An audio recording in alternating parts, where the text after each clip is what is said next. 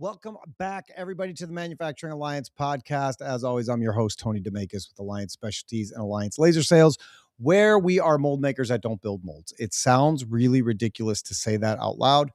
Over and over again, it sounds ridiculous. Why do we do those things? Well, we don't build molds. You guys build the molds. And all we want to do is come alongside you and help you to repair them and finish them. We do all the things like laser welding, laser engraving, hot runner repair, preventative mold maintenance, polishing. And we also build and sell our own line of laser welding and laser engraving equipment, which you can find at most of the trade shows that we are at. We are going to be at a trade show in February, but we will not be exhibiting there. There's plenty of reasons for that.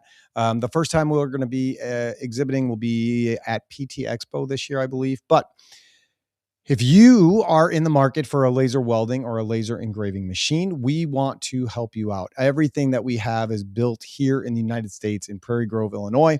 We do it here in our facility. I have a warehouse of stuff out there. I have machines ready to go, and we'll come out and do a demo for you. But more than that, if you see this ad and you remind us of it, every machine sold that we build, every ID1 or Advantage machine or FW machine, a portion of that sale will go to the Tim Tebow Foundation to help eliminate the awful wickedness of human trafficking. So we believe that God's children are not for sale, but American-made laser welding systems are. So if that's something that you're interested in, let's have a conversation, right? People always ask, like, what's the difference between you guys and somebody else? Well, a lot of people can make machines, but a lot of times they're made in China or, Germany or Poland, anywhere else. We manufacture our stuff here in the United States. And if you are a US manufacturer, why not support the same thing that you're trying to tell other people to do, which is buy here in the US? So what's coming up in our lives? Well, I'm glad that you asked. We have in 2 weeks, MD&M West is coming up in Anaheim, California, February 3rd through the 5th. It is the biggest show in North America when it comes to medical device sales and manufacturing. So everybody's going to be there. The plastic molders, the injection molders, the manufacturers, everybody is going to be there in one location. So don't go everywhere else. Just come to MD&M West. On top of that, the News and Brews crew will be back, and we will be broadcasting from MD&M West. We will be there having fun. We'll be there doing interviews with all of the industry experts, and it's going to be fun. It's going to be a great time. And more than that, you can get in at a discounted rate. All you have to do is put in NBT 26, News and Brews Tony 26, NBT 26, for a discount at checkout. Please go do that. This is a discount that is just for our listeners and our friends and our people. So I hope to see you there at MD&M West. And if you're there, there's even more fun stuff to do. MR Mold is having their first ever bowling event. It's bowling for the veterans. It's all the money is going to go towards our friends at iWarriors.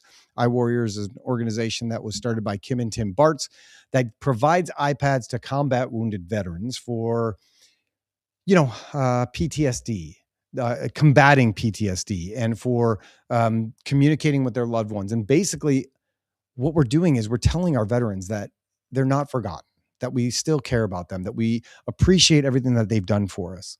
And so you can come out and bowl. There is drinks, there's food, there's bowling, there's networking, there's all the good stuff. That is going to be Wednesday night, February 4th from 6 to 8 p.m. Just go to iwarriors.org/bowl and you can register there. You can sign up to be a sponsor to the event, or you can just sign up to bowl. It's not expensive, and there's going to be a lot of people there. It's going to be a great time. I hope to see you there. You can just click the QR code or go to that website, iwarriors.org/bowl. And last but not least, if you are a coffee drinker, go see my friends at shopfloorcoffee.com. I am not a coffee drinker. I know it sounds like I'm promoting something that I don't believe in, but it smells amazing. And everybody I know that has drank it absolutely loves it. So if you want to give your team something better than Folgers or whatever it is, go to shopfloorcoffee.com and put in the discount code ALL10 at your first purchase. and get yourself some coffee. The other good thing that they do is they make donations to local causes with the purchases that are made. So keep supporting people that are supporting people. That's the only way that we can keep growing and doing things together. Coming up on the show, we've got other people. Next week is Larry Spellman from JH Bots. Then February 4th, I will not be here. We may do a show. We'll see what that looks like, but we will be at MD&M West.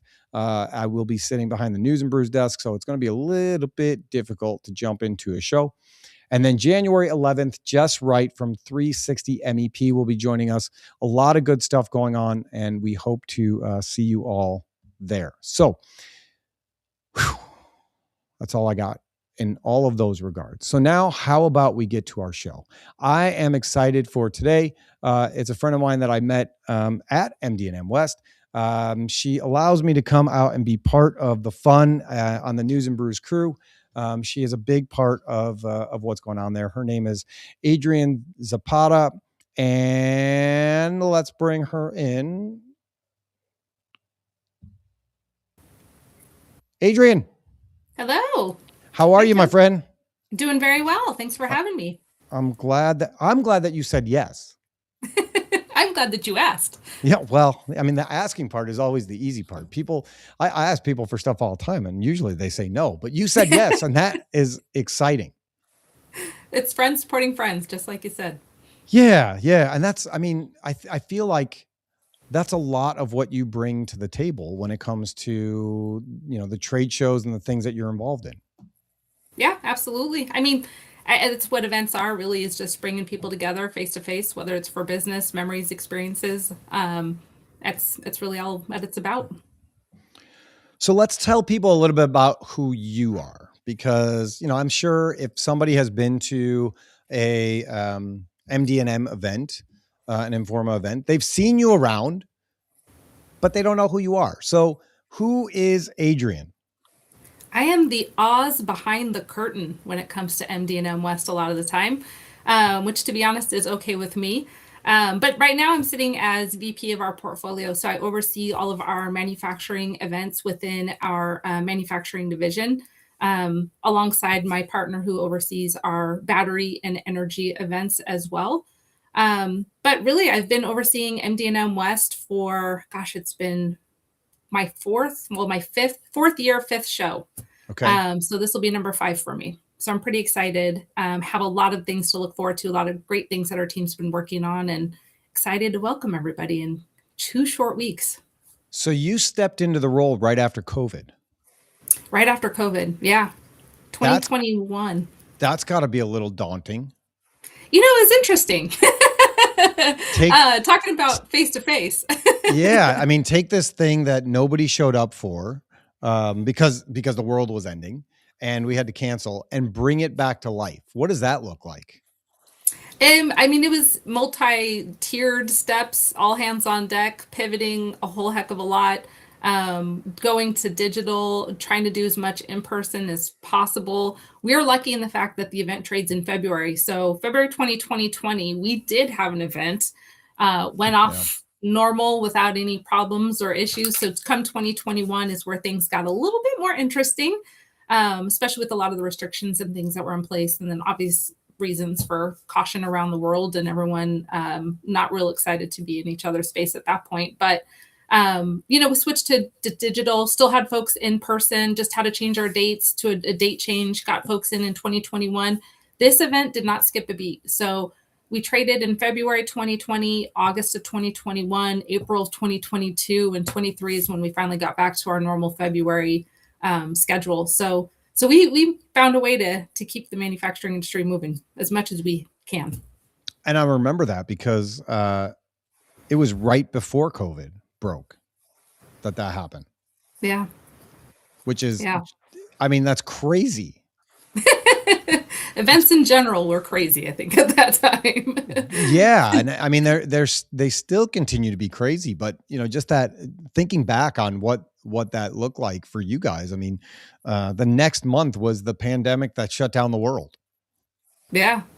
I mean, a lot of people had to change things up real quick. And I think I mean, it's just a testament to, I think, to the team and the people within the industry and what we're able to accomplish, and the fact that we had great partners that were still willing to come meet us when we were able to put out a show. We were still had the partners there to help us and still make it worth everyone's time and effort for sure. And I think going that digital aspect and still having that chance for people to connect, or still having that chance for companies to get their messaging out, and what does that look like? Because really, at the end of the day, like I said, it's about bringing people together, and it's about bringing, like you said, helping each other out. And I think that is couldn't be more true when it comes to live events. That's it's my why. I come so that way I can help people do better business. It's why I do events. I want the manufacturing industry to succeed. So kind of like you guys are plastic molders that don't make molds. I'm a manufacturing professional that doesn't manufacture anything.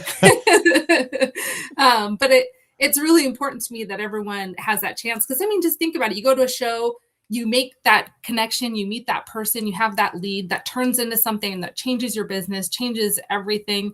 It really can be that one down to that one moment type of thing that really just drives so much impact for so many people, and multiply that by across our over 1,700 exhibitors. And it feels good to know that people are out there and hopefully doing better and getting better because of the fact that we're able to bring everyone together in the same space.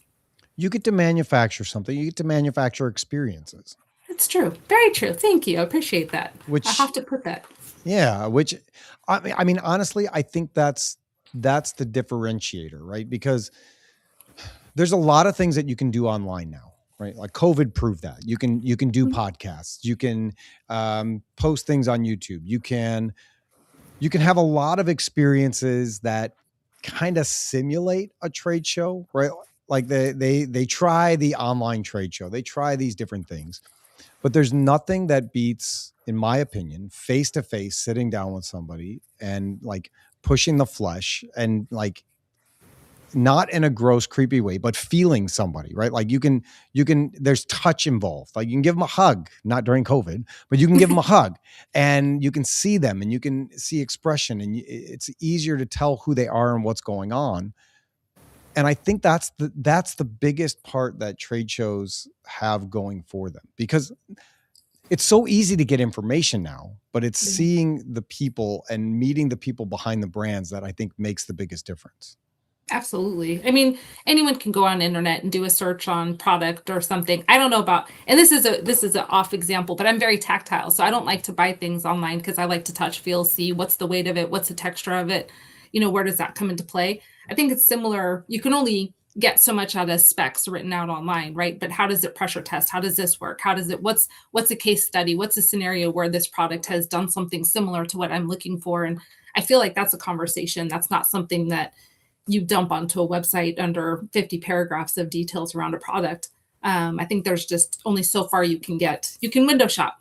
Yes.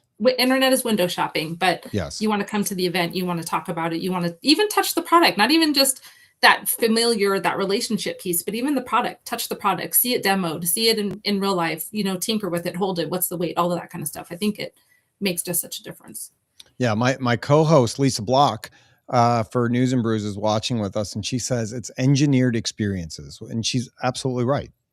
That's amazing. I love that. That's what we're striving for, right? Is those kinds of experiences and allowing people to connect in different ways. And the other part of it is like you can write whatever you want on your website, right? You can hire the greatest marketing agent, and they can finagle their words and put them all together and write up this nice, beautiful thing.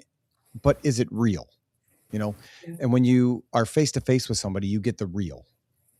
Absolutely. And I mean, how many engineers out there love marketing fluff? Like want to hear all the fluffy, fancy words and don't want to get straight to the point and hear what the specs are, all those other fun things are. I mean, it's just, you can only get so far. Yeah. And it's pages and pages and pages of stuff to see if it's the right business for you to work with. Yeah.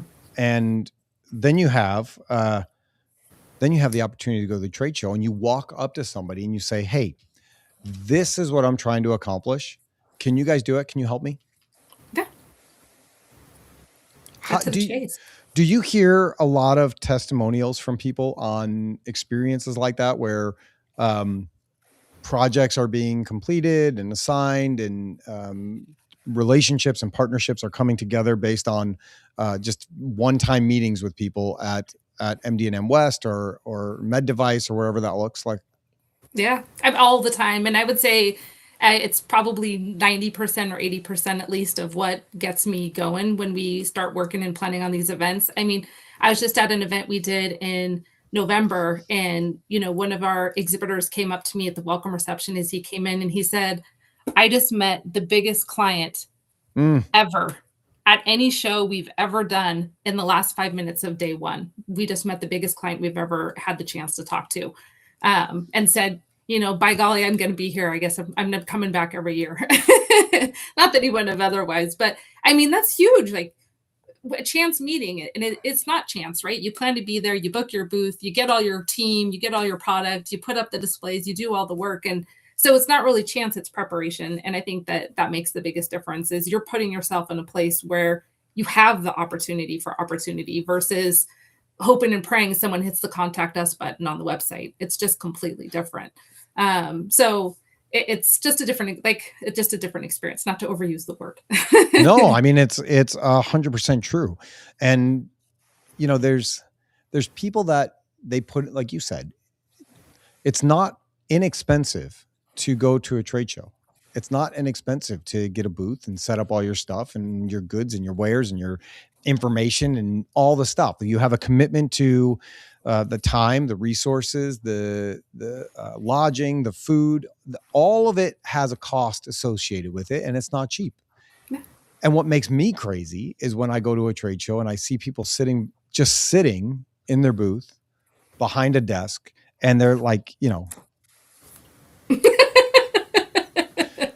it's pure insanity. Like, what are you doing? You spent all this money. Get off your phone and get in the aisles and engage with people and walk and be intentional with people, right? Like this is your opportunity to make eye contact with people and actually talk to people and like kind of get in their space a little bit, right? Like it's almost like you can force them to go to your website.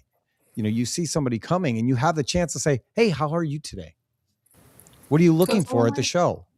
Yeah. Is there anything that I can help you with? Well, no, you don't have anything that I'm looking for. Okay, well, maybe I have a friend. What are you looking for? How can I help you? What does that look like? It's not all about me. It's about you in that moment. How can I help you find what you are looking for? Yep, absolutely. And I love that you said that. I think that makes a big difference. The maybe I don't, but maybe I have a friend who does concept. And I think that's where, one, it's really great to get to know your neighbors at a trade show because you can help support each other, definitely. But not just that, within the industry itself. So even if someone's not sitting next to you, you still can point them in the right direction. I think that's really, really important and nicely said. It's a big part of networking, right? I mean, MD&M West, you guys do a good job of having events throughout the week for people to do things, right? Like there's the welcome event. What other events do you guys have this year? Oh my gosh, it's so hard to list all of them, but we have about 4 on the floor education theaters. We have 2 conference programs, well, 3 technically conference programs. We've got about a handful of workshops that take place on day 0. We do our welcome reception. We have booth crawls during the day. Day 2, we have our beer garden. We have our Cali Connection Zone where you can have meetings, and we have our second News and Brews desk. This year we're branching out. We'll have 2 locations. That's right. I mean, we've got News and Brews, so can't forget that one, but save the best for last a little bit on that. But we have a lot going on, and it's hard to communicate it all. But again, it's all about that experience and having something for everybody. Maybe you're not into education, but those that do, we have free opportunities. We have paid opportunities. Maybe you're an introvert, don't like the forced networking. So we've done a couple micro receptions this year where you can go meet up with like-minded folks and just have a drink and have a conversation. But at least you know who's in the room, can feel a little bit more comfortable around topic starters or things like that. So it's really just, whether you are comfortable approaching somebody or not comfortable approaching somebody, I feel like there's a really great balance between opportunities to connect and where it's not into forced situations or uncomfortable situations, but certainly the opportunity to just like the welcome reception, go relax, have a good time, listen to some music, have some great food and drinks, chat with some people if it makes sense for you. But there's a little bit of everything. Yeah. And I would have here's my challenge to you. If you are going to MD&M West or really any trade show this year, ask yourself two questions. What are you doing and why are you there? Just go in with those two things. What are you doing and why are you there? If your intention and your goal is to meet people, then meet people. You can't just wait for them to come to you. And then afterwards, somebody goes, how was the show? And you go, wow, I didn't meet that many people. There's thousands of people that are walking through the trade show. And lunchtime is typically food trucks outside, right? So there's thousands of people waiting for lunch. It's really not hard to just go like, hey, how are you? What are you going to get for lunch? And make a connection, whether or not, like we said, they're going to be able to help you. Maybe you can help them, or maybe they can help you through two or three different parties. Like on LinkedIn, it's like, what's my connection? 1, 2, or 3, right? Like how many people removed am I? And it's amazing how many people are 2 times removed, which means that you have one connection in common that somebody else can benefit from. Huge. I mean, so I have something I call domino thoughts. Okay. It's a thought that leads to another, leads to another, leads to another, and my destination is often far from where I began. Yes. It's a similar concept, right? I call that You meet ADD. Yeah, I like domino thoughts. We have different definitions. But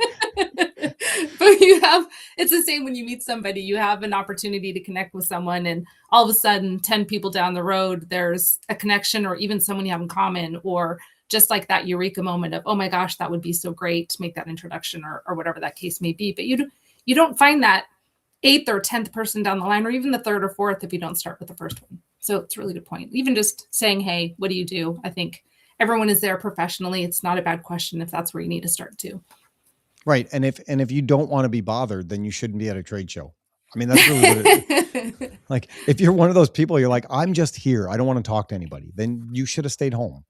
It's really what you showed up for, is to, if you go to a barbecue and you eat beforehand and you don't want any food, you're an idiot. Like, you're going to a place to meet people.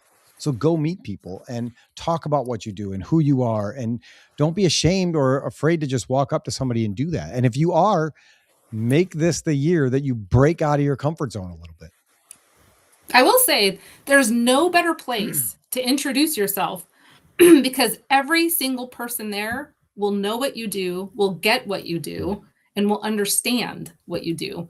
And I think not everyone can always say that. And it's not like you're going to a party of random strangers and hoping someone understands that you work within whatever industry it may be, whether it's med tech and the regulations and policies and restrictions and the things that you have to do to meet all of that. Everybody there is going to get that. If you say your title in your company, everyone is going to chime in on that, or is going to get that. So I think if there's anywhere else, even if you don't feel comfortable, you're there with your people. Those are your peers. Those are your folks. Those are the ones that get you. So no better place to feel comfortable chatting with someone.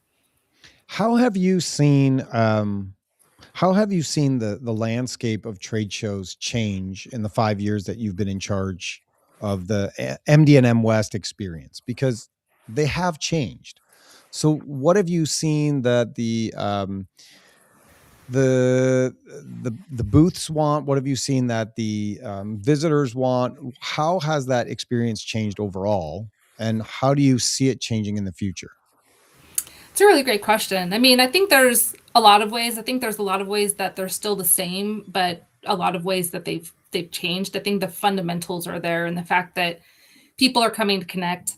I'm an exhibitor, I'm an attendee, I'm looking for a product, I'm looking for a customer. That foundation is still there. It's how they connect. I would say that it's probably changed the most. More folks are looking outside of the booth. So not just let me plant my flag and let's hope that someone responds to my flag, but it's, I want to talk to somebody. I want to engage with somebody. I want to have that conversation with somebody. And how do I find them? Oftentimes shows are so big and they can seem overwhelming. And how do you find exactly what you're looking for?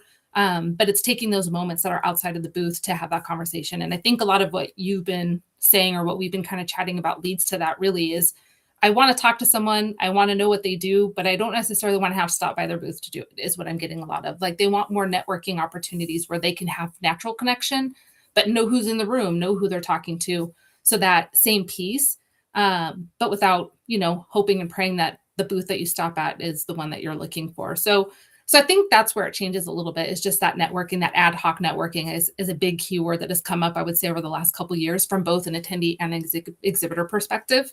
How do we get together outside the booth is the biggest question.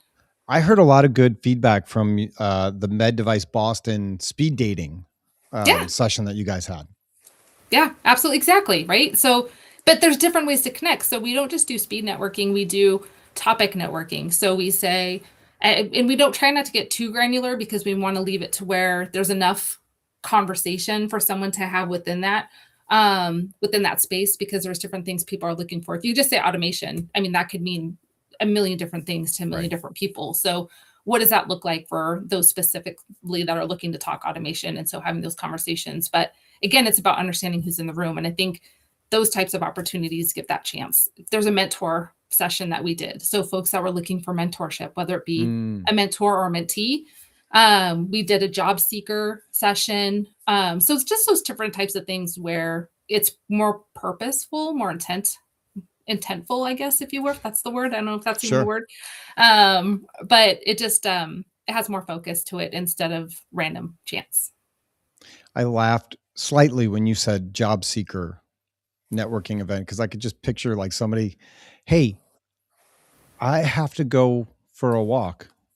Can I leave the booth for a little while? And you're like, wait, this is the time of the job seeker forum. What are you doing? I need to go for a walk. Is that okay? Can I have randomly? Can I have my 30-minute lunch now? But I think that's a great opportunity, right? Like, we were at a different trade show and we were exhibiting, and a father came up with a son who was like graduating from college. And the son wanted to be an engineer, and the dad came over and he introduced himself to me and said, "This is my son, Jacob," or whatever his name was. And he said, Jacob is getting ready to graduate college. He wants to be an engineer. He wants to get into this field. Would you say that this is a good place for him to find some employment? And what should he do while he's here? And I looked at him. I said, first of all, this is a great place for him to come. If he does what I'm going to tell you right now, then I would guarantee he'll at least have the opportunity for 3 or 4 interviews before you leave here today. I said, first of all, Dad, you need to go wait in the car, because Jacob needs to be able to walk up to these people on his own with confidence, shake their hand, look them in the eye and say, "Hi, I'm Jacob. I'm graduating as an engineer. I would like to work for your company. Can you tell me about it?" If you do that, everybody's looking for that person that has the gumption, the confidence, the willingness to work, all of those things, to just say, you know what, I'll take a flyer on this kid. I'll do an interview. Maybe not on the spot, but we'll call you. Yeah. But Dad has to wait in the car. Dad does have to wait in the car. I think that's great advice. Dad can't do that for you. If Dad comes over and introduces you and says, "My son would like to work for your company," I'm going to say no. It's equivalent to passing notes in high school. Yeah. Do you like so-and-so? Check yes. Circle yes or no. Yeah, exactly. That's ridiculous. No. But there are plenty of opportunities for networking. There's so much that you can do. There's so much that you can do at all of the shows. And it's just a matter of putting yourself out there and taking those risks and doing those things so that you have the opportunities that you're there for. One of those that you guys are highlighting this year is education. What's happening in the education sphere of MD&M West? Yeah, so we have our MedTech conference. We host that every year. It's huge. I can't even tell you how many tracks we have. I want to say 7 to 9, and don't quote me on that, but happy to share over a link if someone's interested. But we have a huge conference for MedTech. Something new that we added this year is we are doing a sustainable manufacturing conference. So some of you may know we did launch Sustainable Manufacturing Expo last year. We have brought it in-house within MD&M this year, and we're hosting that as a conference program. So very excited about that. We have some really great speakers lined up for that and some great tracks around responsible manufacturing. So very excited our first run at it from our perspective, from the MD&M perspective in any case. And then we also have our mini tech. So we partner with SPE. We do a mini tech conference with them around the plastics engineers folks. And we have a 2-day program that we run with them. So from a paid perspective, those are our 3 major conference programs. And then, like I mentioned earlier, we do have on what we call day 0. So that's before the show even starts. So February 2nd, we do a bunch of workshops. So we have sterilization workshops, we have cybersecurity, we have smart manufacturing. We have a lot of really great folks that come out and help support those for us and help lead those. And then something that new that we're adding this year within the conference program is our leadership summit. So a lot of the times, kind of speaking back to you, right? Like the folks that are looking for jobs or looking for opportunities or just looking for that, how do I get to that next level in my career? We get a lot of mid-career folks, and I feel like you get a lot of education when you're, entry-level career. There's a lot of opportunities. Hey, come get into the career, come meet folks. Hey, you're a C-suite or an executive. Hey, we want you to come do this leadership summit. Come do this big professional event kind of program. But then when you get to that mid-level, that's kind of where you're left to either stay or sink or swim, I guess, kind of concept, or you just kind of get stuck where you're at. So the idea with the leadership summit is how do we help people kind of get that step up if that's what they're looking for too. So a little bit of entry level in terms of job seeker opportunity, but mostly really around that next step, whatever that looks like for people in the workforce. Which is great because I'm sure you've heard that feedback, which means you're listening to your customer and you're trying to make it a better experience for everybody that's coming out and attending. Yeah, always. I would say I'm 100% driven on customer feedback. So we have exhibitors that we talk to, attendees that we talk to, but this event isn't for me as much as I love this event. As much as I love every event that I do, I don't put these on for myself. I put them on really and truly to support the industry and the folks that need it. So whether it's, like I said, from that perspective, whichever perspective it is. So anything that I do is 100% with the intention of how is this going to help someone else? How is this going to affect or add value for someone else? So definitely feedback driven. Which is great because that means, and you're walking around the show. You're not like sitting in an ivory tower somewhere. You're walking the show. You're seeing what's going on. You're experiencing it. And so if you're at MD&M West and you see Adrienne, stop her and tell her that it's an amazing show, or tell her it's not. You don't have to lie to her. But because you can't grow unless you're hearing truth. Yeah, very true. Plus, I mean, if you just want to say hi, stop and say hi too. That's always good too. But yes, always open to feedback. I don't have fragile skin, although I prefer you don't yell at me, but I'm always willing to take whatever feedback there is, good or bad. You grow from it either way. Yeah. And I think the only way that you can do that is just honest communication, right? I mean, you and I have had that a number of times, and it's great. Like, there's nothing benefited from like holding your feelings to yourself and saying, they just don't understand me. Like, ask the questions, be curious, engage with people and see what that looks like. You may learn something. You may find out why. Like, the why is so important. It's not just always the answer. It's the why that matters. My favorite question. Yeah. Yeah. What is it? So you came from the auto industry before, right? Gosh, I've had a multitude of industries, but yeah, okay. I have been in the automotive industry, supported it for a long time as a fan, as a professional.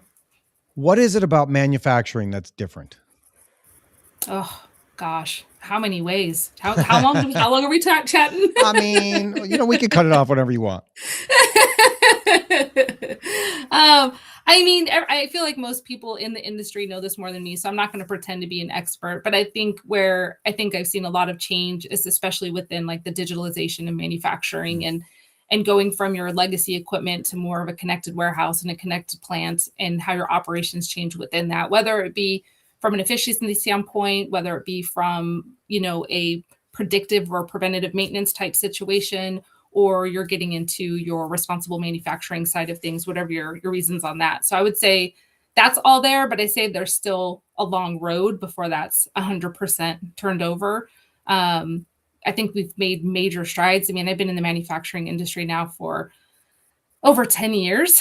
And where even in the last 10 years, it's amazing to me to see the growth. I mean, there wasn't a lot of adoption with IoT when it first started coming out and everyone started having all the acronyms and all the different things that people were working towards. And there was some skepticism, and it's a big investment to turn over from legacy equipment and get away from that and get into the to the new processes on things. So definitely takes courage, and I understand that from lots of different perspectives and conversations that I've had with folks out there. But I would say that's probably the biggest difference. And then I would say too, I mean, just from a worker standpoint, kind of what we were talking about, a lot of people have this idea that manufacturing is dirty, long labor, hard labor, grunt work. And so oftentimes it's not the case. And I would say that's definitely changed in terms of you're in a clean room, you're sitting next to a robot, you're working on a computer, it's more software oriented or analytics and things like that, and data points that you didn't have access to before. That's just easily accessible and at your fingertips now. So, I mean, I think there's a lot of ways. Those are just a couple quick ones. I feel like there's so many people that don't even understand that things get manufactured. Like they just, you know what I mean? Like they just go to the store and it exists, and they think like it's just there. Poof. Yeah, like it just appeared. Like Merlin is over in the corner, just like Harry Pottering some stuff up, and they don't realize that things have to be created. They have to be thought of. They have to be built. They have to be designed. They have to be engineered. They have to be put together. Like things don't just exist in their own. Designed, tested, regulated. Yeah. Yes. I mean, there's proved. There's so many crazy steps that go into something for sure. Agreed. And it's not just a truck that drops it off. It actually starts somewhere. Right. And somebody has to make those things. And so when people are saying that there's no jobs or there's a lack of opportunity, there's plenty of opportunity. People just don't recognize that it's there. You know, most of the manufacturing companies I know of are looking to hire people now. That they are looking for the right people to do that. And they're willing to train. What they're looking for is somebody that's willing to work hard and be curious and show up and have a good attitude. Short of that, they'll teach you the rest of it. Yeah. Which is nice. But I think that's where, like I said, again, I think it's just that perception of what manufacturing job is that stops people or kind of, sets them on a different route. But I will say, admittedly, when I first started in manufacturing events, I didn't know a thing about manufacturing other than I loved the finished product. So similar to what we're talking about, right? So yes. I can see it, but then I got into the industry. I'm the type of person, you put something in front of me, I'm going to jump in. And so I did, and just got into it and started looking at what does manufacturing mean? What is this industry? What does it need? What are the support? What are the challenges? All of that good stuff. And I fell in love with manufacturing. I actually went away from manufacturing for just about a year and a half, almost 2 years, and realized that I missed it horribly. And I missed the people in it, most importantly.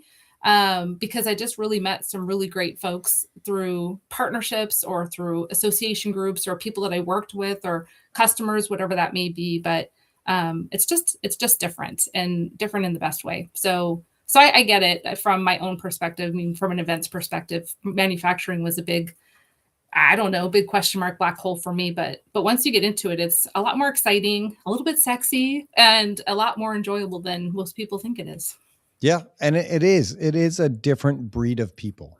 And I mean that in the best possible way, right? Like it's very rare that you find somebody who's just a total jackass in manufacturing.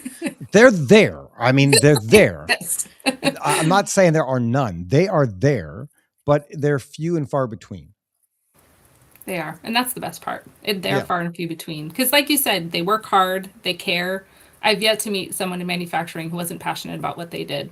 And I think that too makes a big difference. And maybe I've just been lucky with the people that I've met, but I would say that they truly care. And I think that's where you find impact in those moments. Yeah. So we talked about some things that are new this year, but let's go back to what's old this year. We're News and Brews is back. It is. And man, I wouldn't say it's old. To me, it's still very new. It is still very. How long has it been going? This will be our 3rd year. Okay. All right. Hey, so I can say I've participated in all 3 years. That's great. See? The first year I was interviewed. Yeah. So that's great.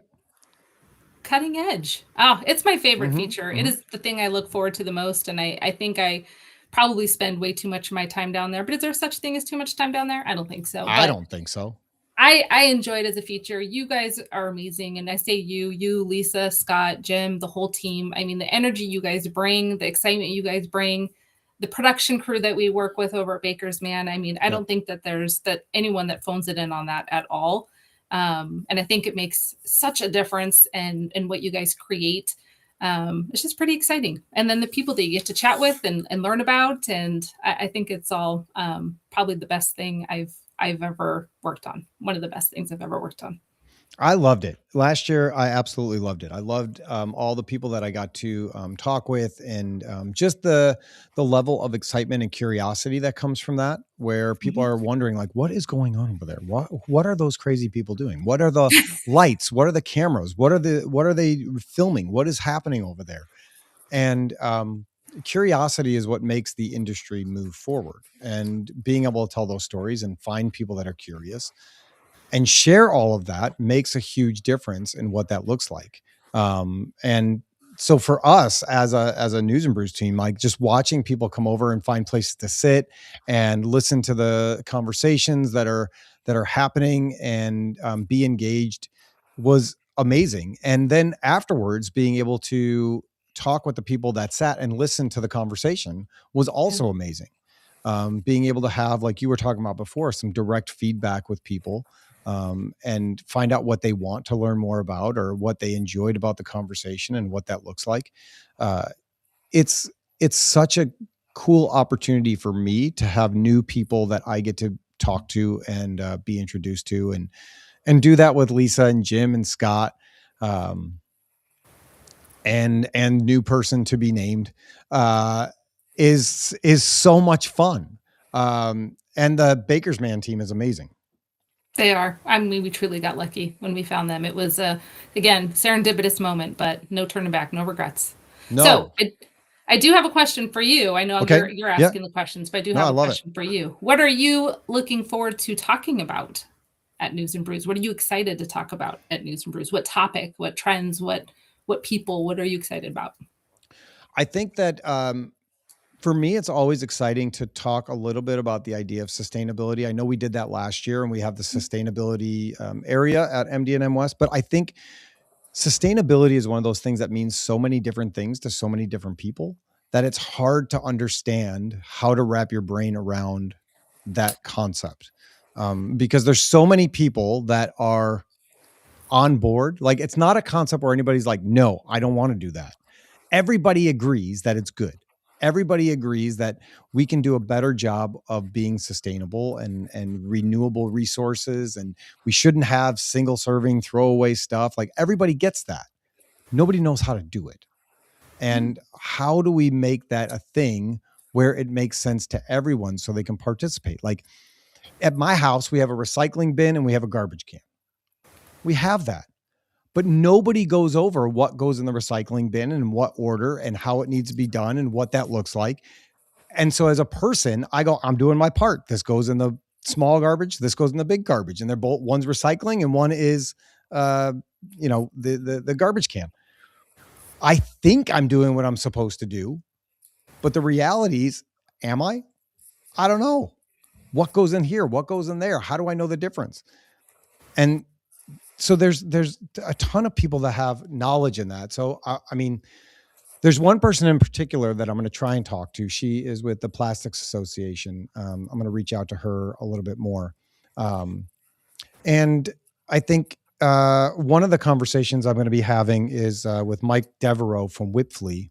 And I think talking about R&D tax credits, which has been a huge thing this last year with the administration making changes. And if you're looking for some reason to invest in manufacturing and doing something new, man, the R&D tax credits are back and they're great. And you can save your company some money and invest in people and invest in resources and invest in technology and be able to do all those things, and grow your business and the industry all at the same time. So and honestly, the people that I don't even know about yet, because we haven't seen the full list of guests. And some of the best conversations I had last year were people that I never even met before. And it was amazing.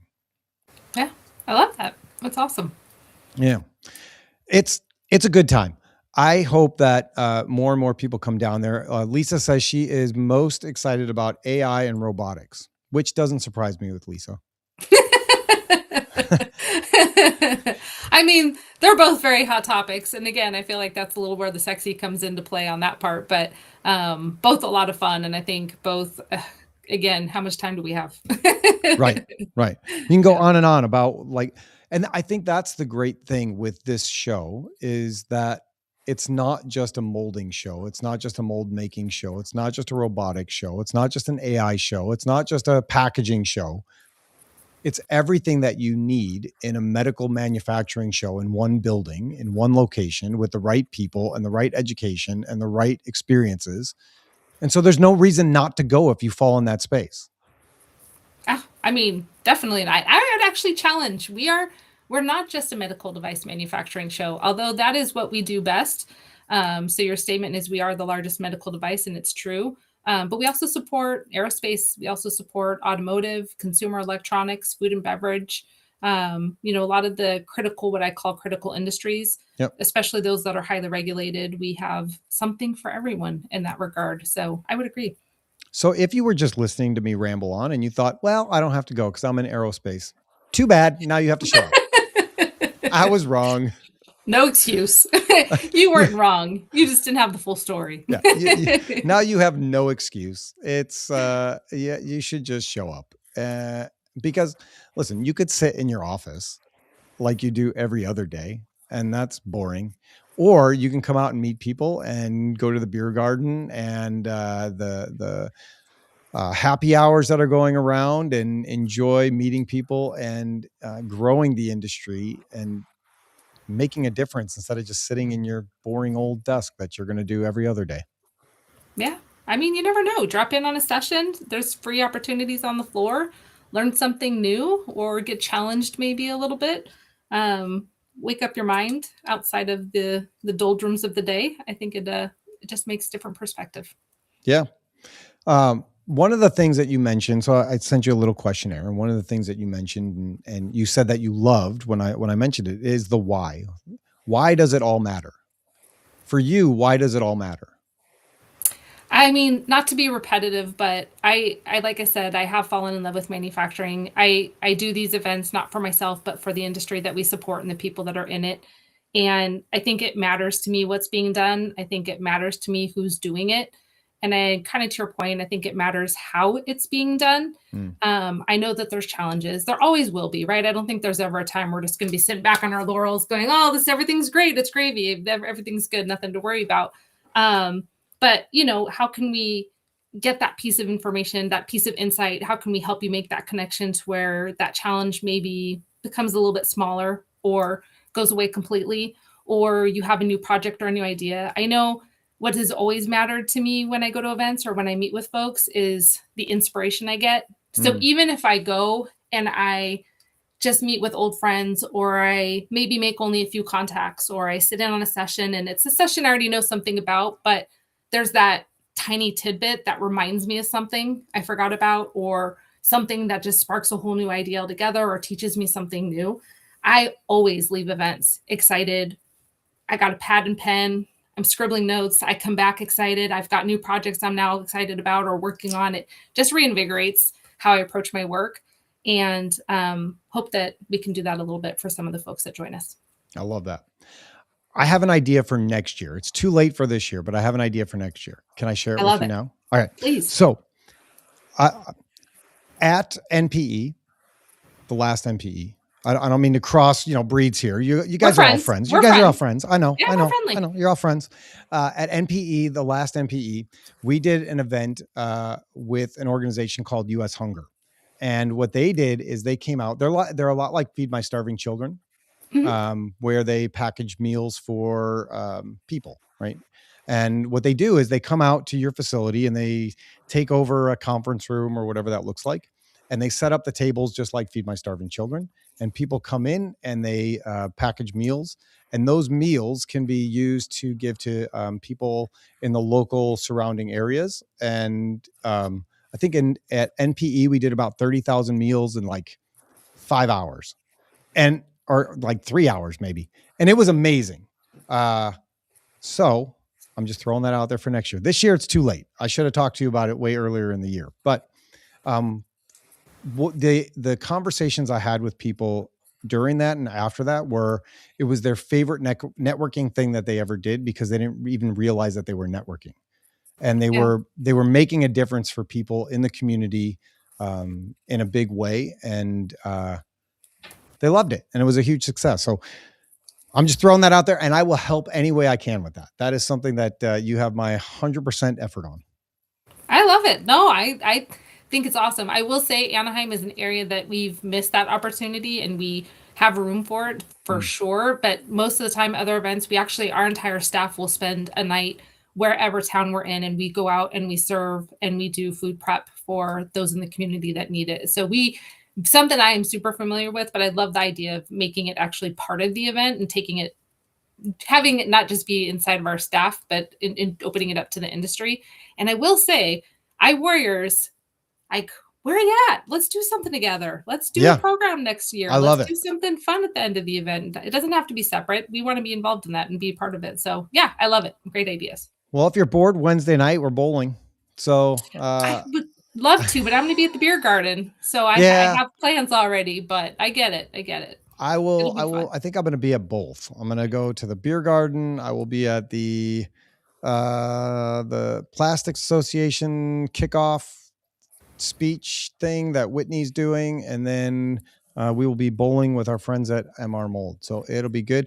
Lisa says that she's going to come bowling. That's amazing. Oh, I love it. And also, hi, Lisa. Yeah. It's going to be a really good time. I'm excited about all of it. It's one of my favorite shows to go to. I've been coming out to it, I think, since before the COVID break. Just walking the show and seeing the changes in it and watching it expand and continue to build out. It's my opportunity to go see our customers on the West Coast and spend time with them and see what they have going on and what that looks like, and just be able to, like, cause an email is fine, but face-to-face is so much better. Always better. Forever better. All right. You want to play 5 questions? Ooh, yes, please. This is fun. All right, here we go. We're going to kick off some music here. Now I got to find my music again. I always get this one wrong. Hold on. Let's see. Oh, there you go. How's that? Is that too loud? Can you hear me okay? I can hear you okay. All right. So first question we have. If you could make one rule that everyone had to follow, what would that rule be? That everybody has to attend MD&M West. Oh, that's a good rule. Everybody has to come out together and everybody has to attend MD&M West. If you don't, we're not going to assign the punishment because it could be too harsh. That would be mean. But what are you even doing if you're not there? That's right. You're just wasting your time. You should be there. You have no excuse. That's right. All right. Number 2. Okay. What is the one thing that you're superstitious about? And it doesn't have to be like a superstitious, like I don't go underneath ladders. Like for me, I always have to put my right shoe on first and then my left shoe. If I grab my left shoe, I feel like something is slightly off. So I actually work hard not to have superstitions. Do you? Yeah, I do. I work very hard not to. And I get this way with sports, and I try not to, but because I'm a big sports person, and I get into the whole, like, people wear the same sweatshirt, or they don't shave, or they just don't they don't take off their socks, like whatever that may be too. So I work actually really hard at not having superstitions, because otherwise I could get crazy. I personally could get crazy with it. So I agree with you. This Bears run was not good for me. I'm not gonna lie. This was really bad. One of my best friends, I love him, and I have never in my life seen the Bears win a game when we watch together. Ever. Really? Ever. So here's what happened. So then I went. It was my daughter. No, it was Christmas. It was Christmas, and the Bears were playing the Packers the weekend of the Christmas party for our family. And so my wife's family was over, and the Bears were playing the Packers. And so I invited a different friend over, and they won. They won that game. And so I looked at him. I was like, we now have to watch every game together. That's what just happened. And so I'm sorry if you don't like me that much, but this is where we're at in our life and our relationship going forward. It's for the greater good. It's for the team. Yes. So then the next 2 games I watched with my friend Ben, and they lost them both. And I was like, this is awful. Like, this might actually be a thing. So then I said, we are not watching the Bears-Packers playoff game together. I'm sorry. We can't. It's for the good of Chicago. Everyone's relying on you. And so I went back to my other friend's house, and they won. And so, like, I have one friend that I can't watch a game with, and I have one friend that I have to watch a game with. Well, this last game, the city of Chicago apparently can blame me because my friend Ben is in our small group, our church small group, our community group, and we meet on Sundays. And so we met, and then we watched the game. But I thought that I had it all figured out. I borrowed one of my friend's t-shirts, and I wore that so we would like be together, but we weren't together. And I made him a picture frame of me with like a high five, and like so it was like we could be together even though we weren't going to be together. And it almost worked to the point of overtime, and they lost. So, but it's kind of like that internet versus in person. You had your internet friend, but you didn't have the real deal. You need the real deal. And it wasn't as good, and it didn't work. Yeah. So there you go. Lesson learned. So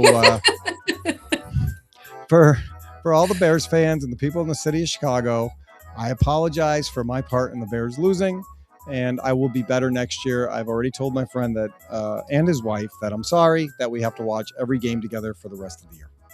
Well, the good news is I think the team will also be better next year. So you got a little plus on your side there. I hope so. So question number 3. If you swapped genders for one day, how would you spend your time? Ooh, good question. I don't know. I'm kind of a tomboy, so I don't know how much I would really do different. I mean, I mentioned to you before, I used to street race. I used to play in the mud. My dad, God love him, I'd come home head to toe covered in mud. My favorite gift for Christmas was a remote control car. I collected baseball cards. I mean, I also played with Barbies though too. So that you got to have both sides. There's some balance in there. Yeah. So I don't know. I kind of love guy things already. I love sports. I love car racing. I don't know what else to do outside of that. Well, slap each other on the back. I don't know. Yeah, I was going to say if that were to happen today, you could go write your name in the snow. That's basically all you're missing. That's very true. I would go write my name in the snow. I love that. When you're out hiking and in the mountains and all those things, it'd be easier for you to go to the bathroom. Actually, that would be amazing. I would love to go to the bathroom. This is what I'm saying. So there you go. You just found the thing. That's love that. Yeah. I have a story that I could share about that, but I'm not going to because, my wife and daughter. In a couple weeks.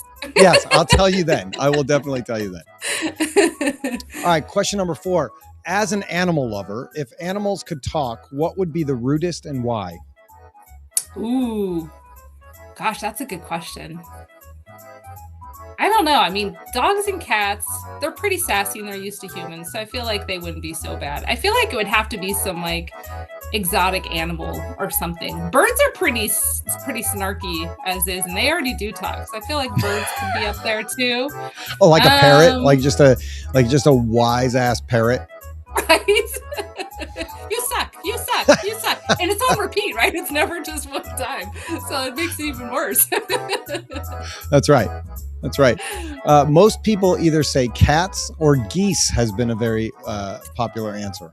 I will say effing geese is a popular sentiment around here, especially with how many are in droves and how slow they are to walk across the street. You can't do anything about it because they're protected. And they just don't care. They don't. 0 Fs. They have no cares in the world. No, they're like a honey badger. They don't care at all.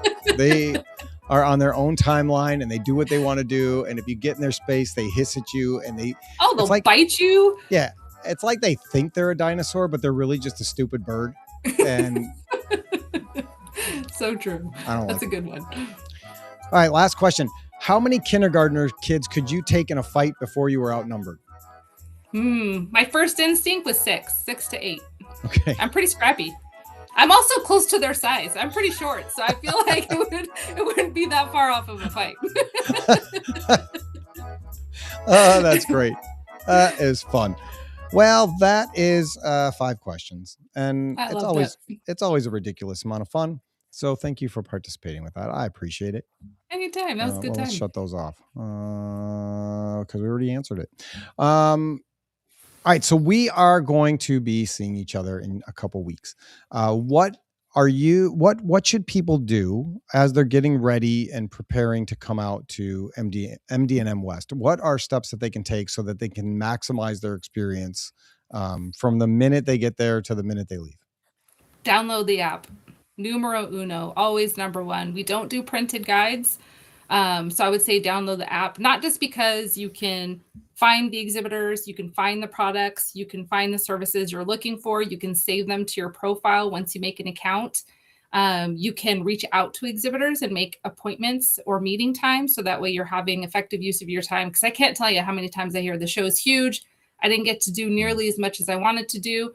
I didn't get to accomplish all the things that I wanted to. There was just so much going on in the best way. But it's a lot. And especially if you have one day, if you only have 2 days, there's a lot going on. And so especially engineers put the plan together. It's worth it, even if it's on the plane or on the road, hopefully with you not driving. But get that app, I would say, is numero uno. Start planning stuff, start saving stuff, start putting together at least a rough outline. You got to save moments for serendipity, but I would say at least put together some rough moments.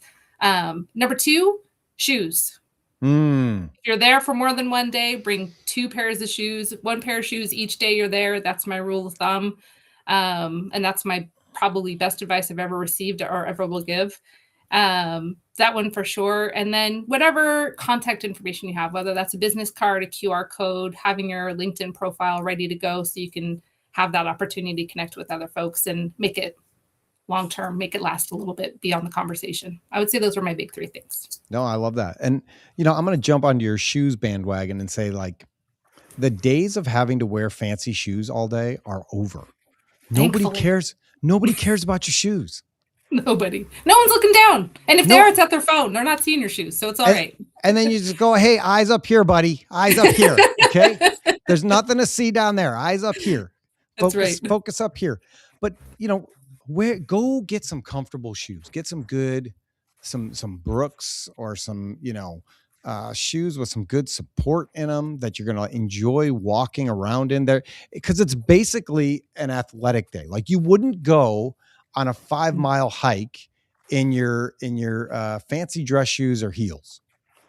You wouldn't. It's a bad idea. It's a short hike if you are. And if you did, you'd be really, really bitchy and angry afterwards, because your feet would hurt and you wouldn't want to do anything afterwards. And there's plenty of opportunities to hang out with people afterwards. And at night, you don't need a sore back. You don't need sore feet.